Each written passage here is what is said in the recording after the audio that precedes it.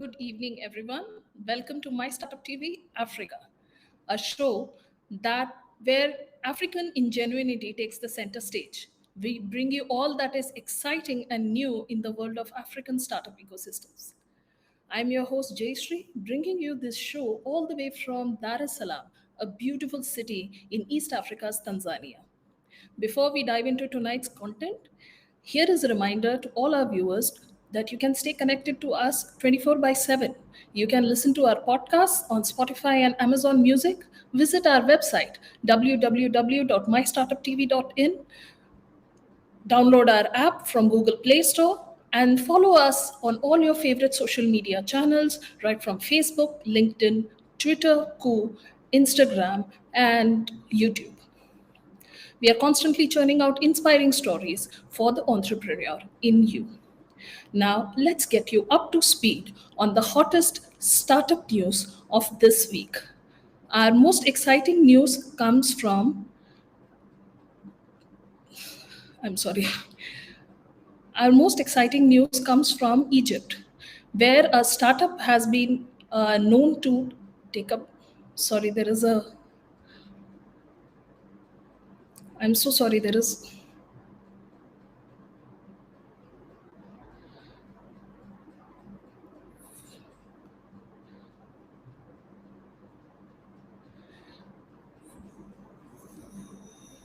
I'm so sorry, my screen is not working. I don't know.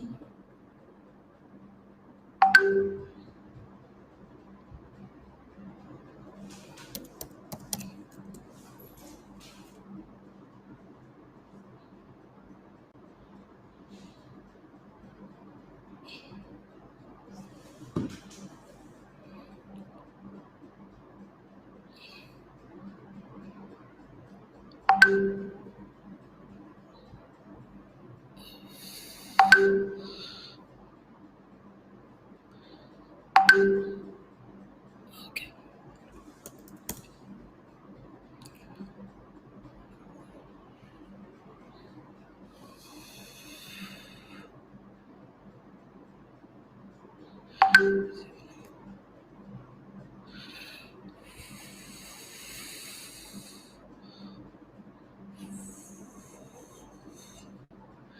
Yeah, screen is back again. Sorry everyone for the technical fault. I think there was a problem at my end, but hey, we are ready to get the show started. Our first story has a lot of positive note and cheer to it. The month of May saw a fantastic turn of events for African startups. Investments soared to a staggering $187 million, which was a massive 149% increase from April. This data compiled by Africa the Big Deal. It is an online platform that speaks about information and insights about funding in African startups. This website reflected that there was a growing investor confidence in the continent's potential. The funding sources were diverse, with grants, equity investments, and debt financing all playing a role. Uh, this update reflects the range of strategies being used to support African startups. Several sectors are attracting significant funding. Leading the pack are Mkopa, I hope I'm pronouncing it right, Mkopa, a Kenyan fintech company that raised $51 million, and Speedo, an electric vehicle manufacturer that secured $50 million. While the total funding for 2024 is still lower than previous years, but we are sure that our investors haven't lost confidence in the potential of African startups. Speaking about potentials, there is great news for tech-focused startups. Microsoft is hosting the first ever African Startup AI Festival in Johannesburg this month. It started on the 6th of June, spearheaded by their Africa Transformation Office. This event aims to inspire and support startups in leveraging AI technology. The festival brought together founders, entrepreneurs, and tech experts from across the continent. And what was their goal? The goal was to showcase the transformative power of AI and empower startups to take their ideas to the global stage. And here is one another exciting news right from East Africa, where I am. The African beauty industry is getting a major boost. Zuri, a tech enabled beauty company, has received investment from the prestigious American company Renew Capital. Zuri offers high end Africa designed beauty products aiming to transform the industry. Established in 2016, they have built a unique model that integrates physical salons, and e-commerce platform, and social media engagement across 3 East African countries: Democratic Republic of Congo, Rwanda, and Uganda. That's a wrap on today's African startup news. Now let's dive into the next part of our evening. We have a very special guest joining us tonight, who is passionate about women in engineering. Please welcome, ladies and gentlemen, Dr. Lucy Agyepong. I hope I'm pronouncing her name right. Dr. Lucy, welcome to the show. Thank you so much. It's pronounced Agyepong, so it's like a J, so Agyepong, but it's close enough. Thank you so much. Welcome to the show, Dr. Lucy. Before we get started, I'm going to tell everyone a little bit about Dr. Lucy and her accomplishments. She has many feathers in her cap. Right now, she is the Vice President of Institutional Advancement at Academic City University College in Accra, Ghana, in West Africa. She has a master's in aeronautical engineering and a PhD in mechanical engineering. She has more than a decade of specialized experience, with her research focused on aircraft design methodologies. Before joining Academic City University College, Dr. Lucy was the technology manager at the UK's Manufacturing Technology Centre. She's a strong advocate for women in engineering and a professional member of the Ghana Institute of Engineering. Welcome to the show, Dr. Lucy. Before I get started, I want our viewers to see a quick video about all the fascinating things that your university is doing for young entrepreneurs. Yeah.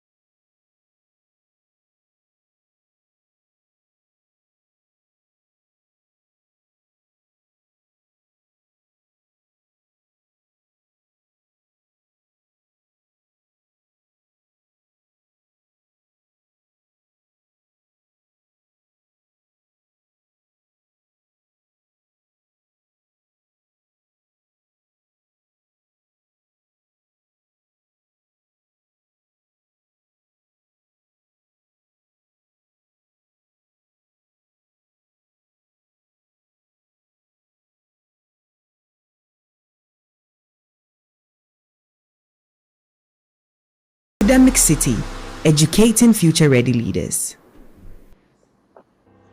Now that looks like a very exciting video. Dr. Lucy, why don't I let you take this interview ahead and tell our viewers about what are the things that you are currently doing in your capacity as the Vice President at Academic City College?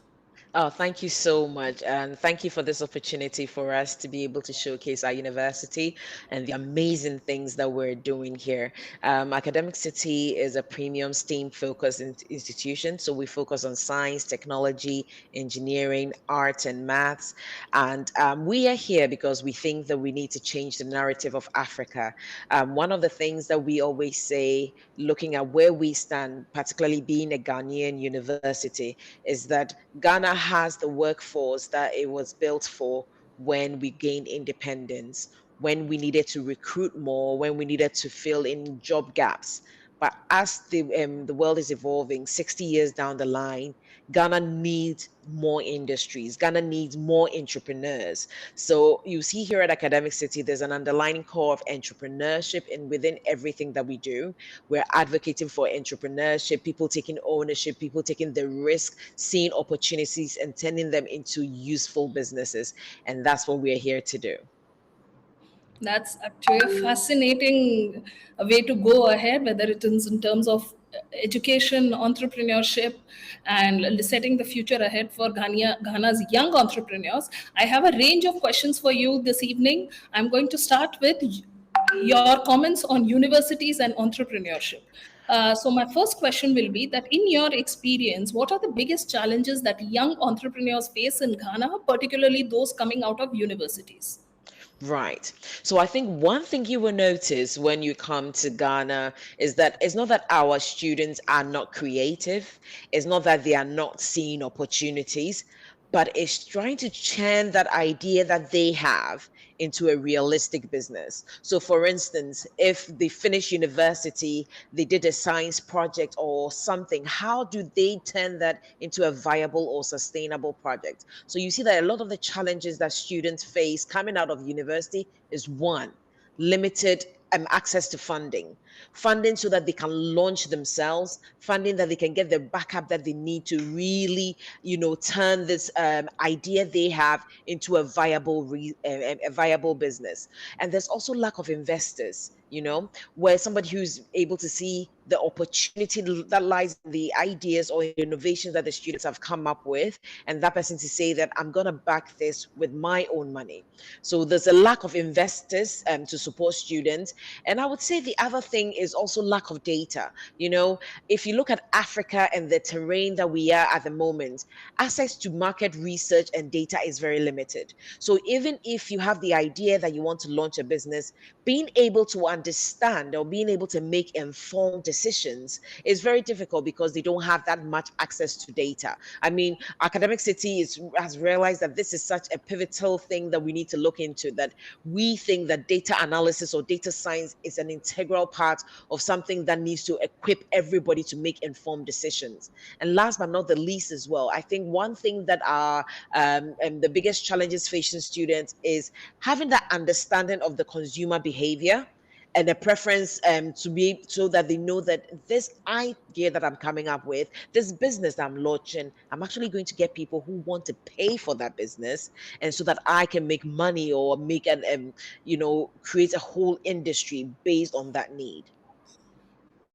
All right, that's actually sounds very logical and very concise. There's a lot of investment, not just required, not just financially, but also in terms of support that these young entrepreneurs need. But Exactly. me, how can universities in Ghana, not just Academic City, but even the ones that you engage with in your capacity, better equip students with the skills and knowledge needed to become successful in their entrepreneurship choices? What specific do you have any specific initiatives or programs in mind that will Yeah. amplify that part? Definitely, and one of the things that we talk about within the entrepreneurship scene is better preparing people who want to be entrepreneurs into the market scene so that they know what to do when they get there.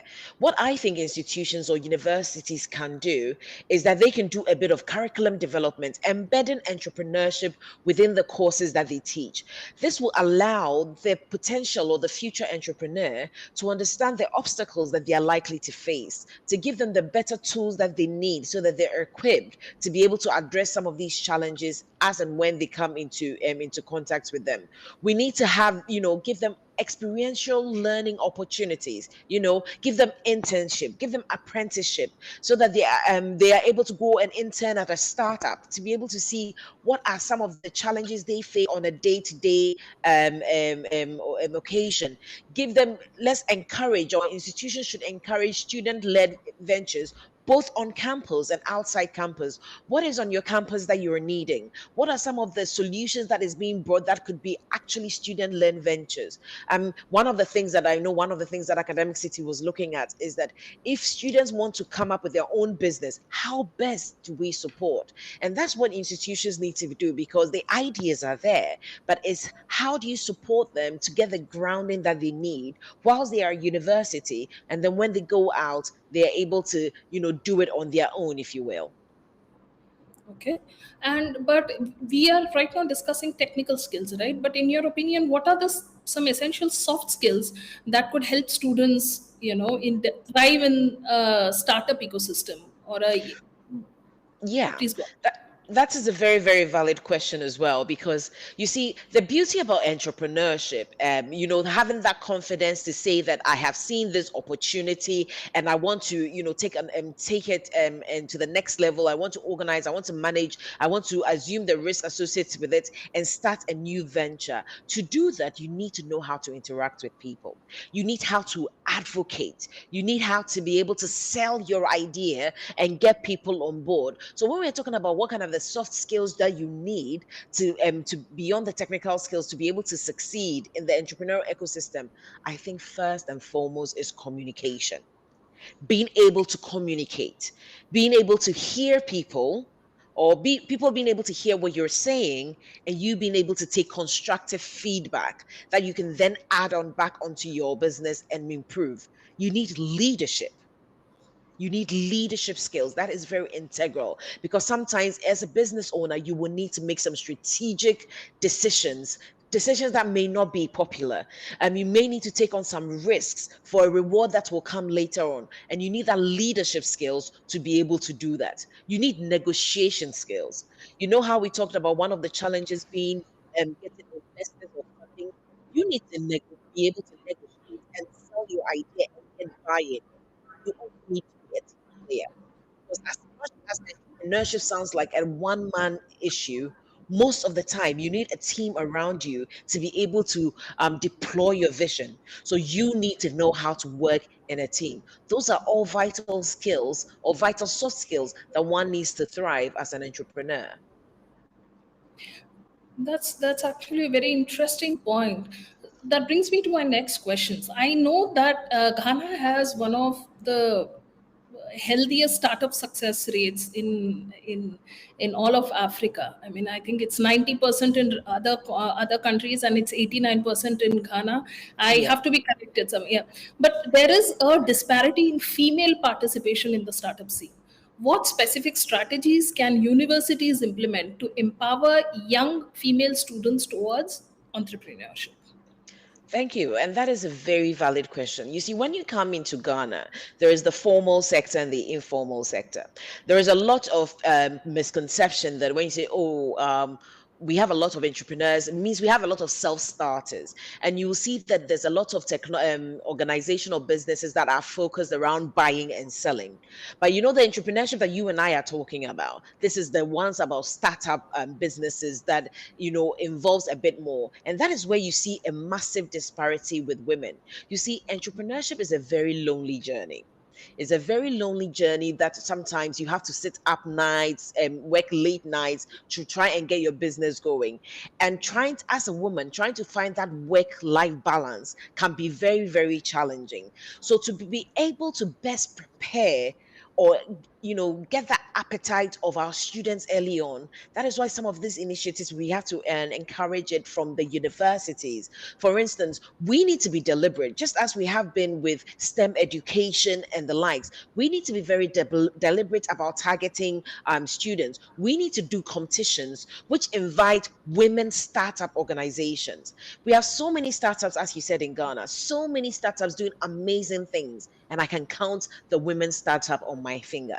And that's because they are not getting this opportunity to, you know, or they're not getting the push or the needed support that they need to say you can do it also, and you can get the support that's needed.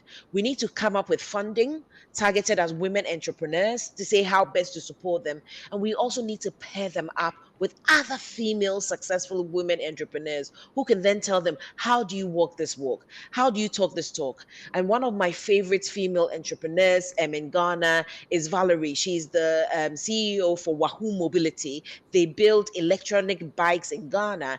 And she will tell you, listen, managing that and managing her kids is not easy. But having such a role model speak to the younger women in universities to let you know that truly they too can achieve it, truly they can combine it and find a way to make it work, I think will inspire more women to take up this opportunity. Well, Valerie sounds like an inspiration to young women, not just in Ghana, but in other developing countries and their startup ecosystems as well. Before I go to the next question on how Academic City is perhaps empowering entrepreneurs, I'll place a quick reminder to our viewers to subscribe to our social media channels, our podcasts, download our app on the Play Store, and keep sharing their comments with us. We do read all of your comments and feedback, definitely. So, going to the next question, Dr. Lucy, I'll ask about Academic City and what makes it different in terms of empowering entrepreneurs. Can you elaborate on any specific initiative or program that your organization is doing to foster student entrepreneurship? Yes, definitely. So you see, at Academic City, we do think entrepreneurship is an underlining core to everything that we do. So all students that come to Academic City are mandated to take 4 modules in fundamentals in innovation and entrepreneurship. So they take that over 4 semesters concurrently. And within this time, what we are doing is that we are trying to tool them with all the necessary tool sets that they need to be able to spot an opportunity, take that opportunity and carve it into something that they can launch a business. At the end of each academic year, we have the fundamentals in innovation and, and entrepreneurship fair, where students have an opportunity to display some of their projects, to display some of their businesses, and then we invite venture capitalists. We invite investors to come and see and interact with our students for them to tell us that, okay, this is a good idea. Maybe you need a bit of a tweak here and there, or for some of them to outright, invest into some of these businesses.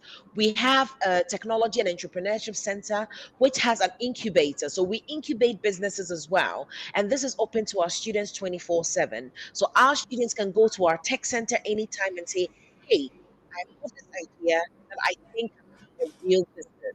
They are then taken through the process of thinking it through, doing the market research, doing the data analysis, and then they get to prototyping. We have 3D printers, we have laser cutters for them to rapidly create what their idea looks like and to test it out. Then we help them build a business case. But aside that, we also offer a course, a business administration course in entrepreneurship. And this one is targeted at people who already have an idea, who want to build a business, and what to do at the end of it. Dr. Lucy, I'll interrupt you for just a quick second. I think there is Sure. a audio problem at your end. I think I'm hearing parts of what you're saying, but not all of it. Oh dear, can you hear me now? Is this better? Clearly, yes. Yes, I This can is hear you. better. Yeah. All right. So I was talking about some of the initiatives that we do at Academic City, and I was saying that we offer 4 compulsory modules, fundamentals in innovation and entrepreneurship for all our students. This is mandatory so that it gives them the necessary skill set that they need to be one, able to spot opportunities. So they do design thinking, systems thinking as well, to identify what their opportunities are, engage with people and launch a new business.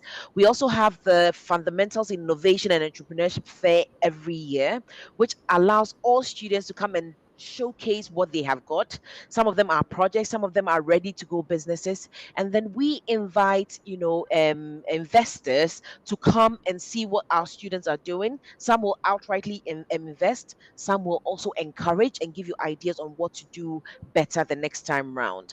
But more importantly, in addition to that, we also have a bachelor's of business administration degree in entrepreneurship, and this is targeted at those that already have an idea, who know they want to launch a business. So aside these 4 compulsory modules, they will be given dedicated time over the 4 years at Academic City, where they work on their business. We'll help them develop their business plan, we'll help them do their market surveys, we'll help them source their investors. And the idea is that at the 4th year, they will launch this business and still have a bachelor's of business administration degree as well. We have a tech center, as I said. This tech center is also an incubator, and we've even incubated some of our student projects, and students can come there and get advice that I have this idea. How do I translate this idea into a business? I have this challenge. How do I, identify the right people to work with? We assemble teams, we take them through training, we take them through pitch competitions, and we also organize competitions as well. Right now, one of our international partners are asking us to get students to apply for an entrepreneurship grant in Germany. So those who have startup ideas already, they will apply for this and they can go and spend a year in Germany and come back. And these are all some of the initiatives that we're doing here at Academic City. That's wonderful, actually. That sounds like a very exciting place for young entrepreneurs to test their ideas early, maybe surrounded by the right Yes. kind of mentors. But that Mhm. is interesting. But I was wondering if you are doing any specific programs or initiatives focusing on female entrepreneurs specifically. Yes, definitely. So we are very big. We know that the disparity is there, and we know that we definitely need to be more targeted when it comes to female entrepreneurs. So all the things that I explained earlier on, this is what is available to all students, irrespective of their gender. But then we also have these student-led initiative or female-geared initiatives as well. Recently, we partnered up with Vodafone, which is now Telecel, to do a women in entrepreneurship workshop, women in step entrepreneurship workshop, whereby we brought young girls from all different backgrounds and did a 4-day intensive course in recycling, giving them the toolkit that they needed to be able to see what opportunities lie in recycling. There's a lot of targeted funding as well available for women tech startups. So we have been trying to come up with competitions, come up with tailored female initiatives that invite all women or all girls to become a part and parcel of the training. We also organize training session at our tech center as well. That is again targeted at female entrepreneurs or females who may want to have an interest in starting their own business. That's actually quite impressive. But may I ask, how does a university measure the success of all these initiatives and programs that you are focusing on entrepreneurs? What are the parameters? So at the moment, Academic City is a relatively new university, and so I think we graduated our first batch about a year or 2 years ago, and so now is when we are starting to track the data of what our students are being able to do when they get out there. So far, we've received a lot of information from where our students are placed. You see, in Ghana, when you finish your undergraduate degree, you do a compulsory national service where you are posted to an organization. And so where we have been able to track some of our data is feedback from these organizations on what our students are doing. There's a guy that I want to mention. I'll mention him again later on. But there's this student who found himself in one of these. It was a robotics company, and he got there, and a lot of their machine and equipment, when it damages, they need to send it back to the country of origin to be able to fix. But this student, being a graduate of Academic City, having had an opportunity to be hands-on, experiential, build and solve problems, he was able to say that, hang on, we can redesign this and fix it internally. And that student was able to do that. So as a result, the company, which is Fortress Robotics Company, they came back to us and said, now we are looking to employ only Academic City students. And I know this year they've gone through their interview process, and the last 5 interviewees are all Academic City students, because we are tooling them to be able to see and solve problems, or be entrepreneurial in their thinking. So saying, what new thing can I do? What can I solve? How can I enhance what they do? We are hoping to graduate our first entrepreneurship students this year. So from next year, we will start to monitor and see how the businesses that they are working in are doing. We've had a few startups with some of our students already, so there's monitoring from that side. But the success will be based on impact, longevity, and sustainability.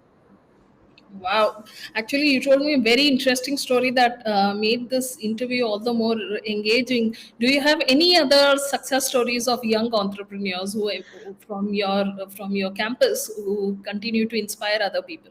Oh yes, and I'll talk about this guy. I have three distinct ones for you. I think the first one is a boy called Wisdom Mahami.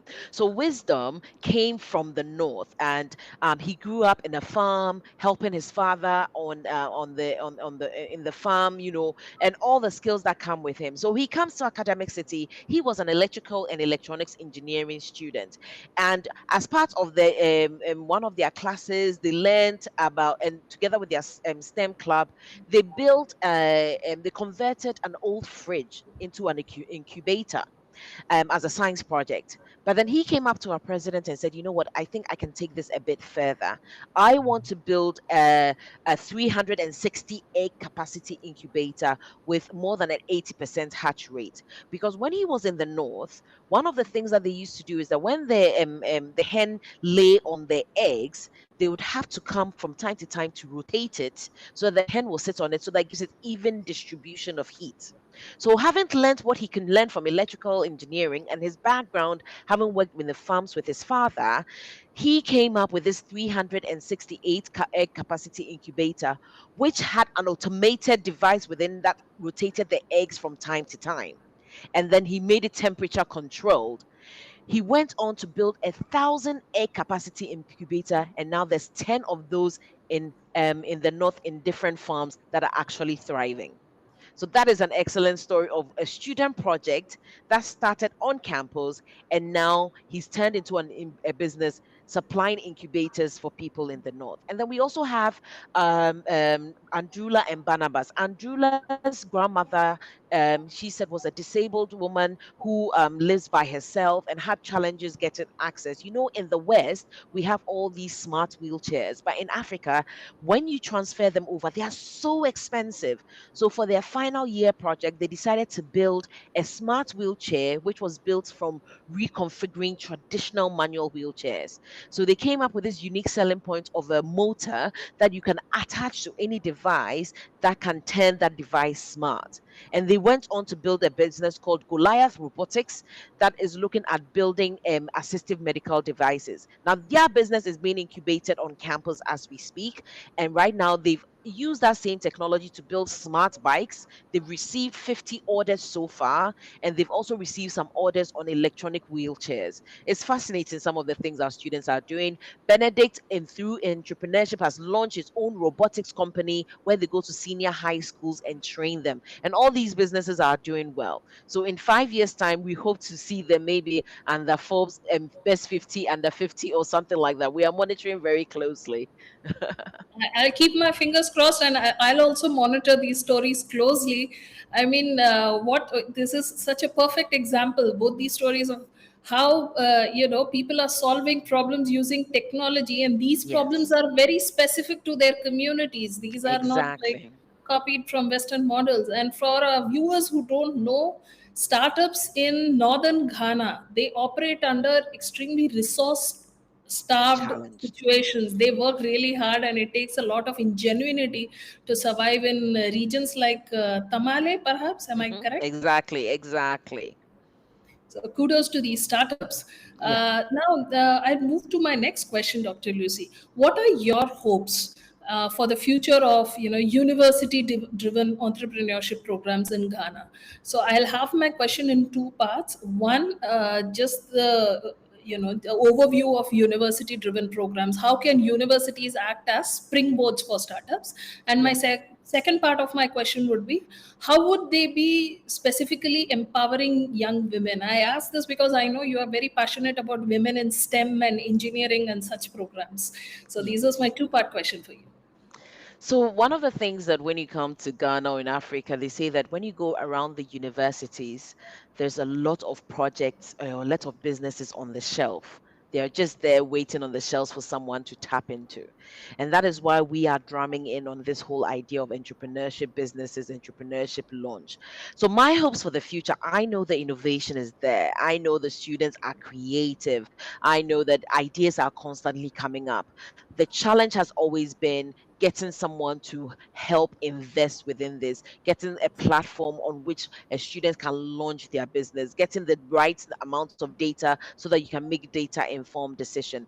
My hope for a future of university driven entrepreneurship programs will be strong collaboration across all fours, whereby we go far and wide and bring investors in just to see what our students are doing, just to see the real business opportunities that lie ahead. One of the things that people keep on talking about, that the next big boom should come from Africa. The next big boom is going to happen in Africa. That is because Africa has a lot of, untapped resources, a lot of untapped talents. So it is up for us to bring the world to Africa for them to see this is what we are capable of. Yes, a lot of times we have been known for our natural resources to be sold out or be taken out of our community, but we can add value ourselves, and our students are capable of doing that. We just need to give them the platform, we just need to give them the support, we just need to give them the knowledge and the skill sets to be doing that. And we need to be more intentional in our approach. Coming back to the second half of your question, we need to be more strategic about Dr. Lucy, I will interrupt you once again and remind you about the audio, and if you could repeat the point once again. No problem. Is this better? Perfect. Okay. So I was saying that my hope for a university-driven entrepreneurship is that in Africa, we have the ideas, that we have a lot of, you come to universities and there's a lot of solutions or projects on the shelf. The problem has always been, how do we launch it? How do we give them a platform for them to excel? And that is what universities should be doing. We should be organizing those kind of interaction between industry and academia. We should be bringing investors in. We should be bringing companies in for them to come and see the amazing things our students are doing, and for them to invest and give the necessary support that is needed. What I was saying is that we also need to be very intentional about how we can roll out some of these initiatives, particularly around empowering young women. In Ghana, we have this saying that if you educate a man, you educate an individual, but if you educate a woman, you educate a nation. And it's the same thing as about empowering young women. On our part of a continent, whether we like it or not, women are the homemakers. Women are the ones who are with the kids. And if these people are given an opportunity to show their entrepreneurial skills, how they can combine their knowledge, their skills, expertise to achieve a lot, the nation itself will prosper. So we need to be deliberate about getting funding to support women entrepreneurs. We need to be deliberate about getting mentorship for women engineers. We need to be deliberate about giving them the necessary tools, skills, and skill set needed to thrive in such a dynamic environment. Absolutely, absolutely. More women in workforce naturally means it is better for the country that they have more talented and Exactly. qualified workers.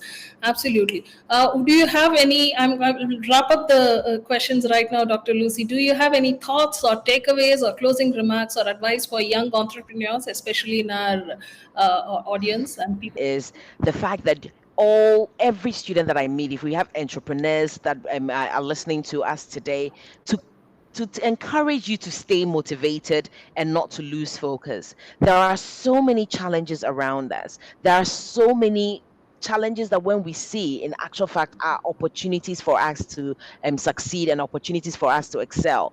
Trust in your own ability, but more importantly, as opposed to constantly waiting for somebody to give you a solution, be proactive about it. Go in search for investors. Go in search of companies that you can partner with. Go in search of people that can add value to your ideas. Seek out for help. Seek out for opportunities. There's always a call somewhere online, a call for proposals or a call for businesses. Actively look for that, but more importantly, find a mentor. Find somebody who has walked the walk so that they can give you those nuggets of excellence that can allow you to succeed. But trust in yourself. You're more than capable. Don't give up, and push on, push on, and push on. Perseverance is the key to everything. Just one very last question I'm going to squeeze in, Dr. Lucy. Would you like to tell our viewers why Ghana is an excellent place for tourism and why they should visit Ghana? I mean, I have had very fond memories of living in Ghana earlier, but I want you to tell our viewers, and please also mention about the jollof rice. And thank you so much. I mean, Ghana is, I'll say, the gateway to Africa. Ghana, our hospitality is second to none. One of the things that we've been doing in recent years is the year of the return, because of the beautiful culture that we have in Ghana. When you visit Ghana, you get to see some historical features of where we've come from as a people to where we are now. Ghanaians are welcoming, they are joyful. You can come and enjoy our music. You can come and enjoy our food. Yes, Ghana jollof is better than Nigerian jollof and all other jollofs that exist. You can come and enjoy so many things. I think more importantly is the people and the heart. We are welcoming people, and we are doing some amazing things as well. And there's a lot of investment opportunities. So apart from visiting Ghana, come and see some ideas and invest so that you get a return for your money. That's a fantastic note. Then on that note, I think we are going to wrap up this interview. That was so incredibly insightful, discussing all these points with you, Dr. Lucy. Thank you so much for sharing your expertise and passion for Africa's entrepreneurial future with us. Before we let you go, I can you tell our viewers how they can learn more about your organization and the work that you do, your company website and social media handles, perhaps? Yes, definitely. So, Academic City is we have a lot of programs at Academic City. So we do mechanical engineering, industrial and systems, computer engineering, electrical and electronics engineering, computer engineering. We do communication arts, advertising, PR, journalism, mass communication, business administration. I've already talked about entrepreneurship, but more interesting, we also now offer undergraduate degrees in robotics engineering and artificial intelligence. We are the first in sub-Saharan Africa to do so, biomedical engineering, and we are rolling out for the newest time and masters in cybersecurity and masters in data science and data analytics, which are all things that are critical for an entrepreneur. So you can find us on our website at www.act.edu.gh, that act.edu.gh, and we are on all social media handles. You find us on Facebook, you find us on LinkedIn, you find us on Instagram. At Instagram, we're at ACTGH, that's ACITYGH. If you Google Academic City LinkedIn, we will pop up everywhere. Follow us and see the amazing things that our students are doing. We are here to show that Africa has a lot of talent, Africa has a lot of resources, and we ourselves can take ownership of our own destiny. Yep. And we at My Startup TV Africa will be following all those developments and reporting on our various platforms. Thank you so much, Dr. Lucy. Huge thank you to you and your team for coordinating and organizing all of this. Uh, as we wrap up tonight's episode, viewers, please visit our website and social media pages for exclusive content and more in-depth discussions like this one we had with Dr. Lucy.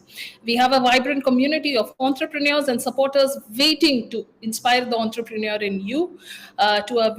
And on another note, the last, keep watching My Startup TV Africa. We'll be back next week with even more inspiring stories. Until then, on behalf of all my team, have a good evening. And this is me signing off. Thank you.